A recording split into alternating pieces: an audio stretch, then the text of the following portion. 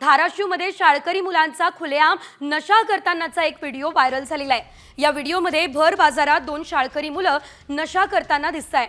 हा व्हिडिओ कळंब शहरातील असल्याची माहिती सध्या मिळते आणि या व्हिडिओमुळे पोलिसांच्या कामावरही सध्या सवाल उपस्थित झालेले आहेत।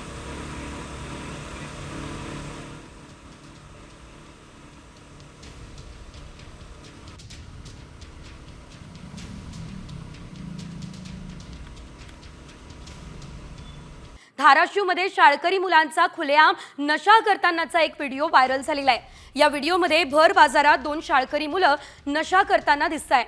हा व्हिडिओ कळंब शहरातील असल्याची माहिती सध्या मिळते आणि या व्हिडिओमुळे पोलिसांच्या कामावरही सध्या सवाल उपस्थित झालेले आहेत।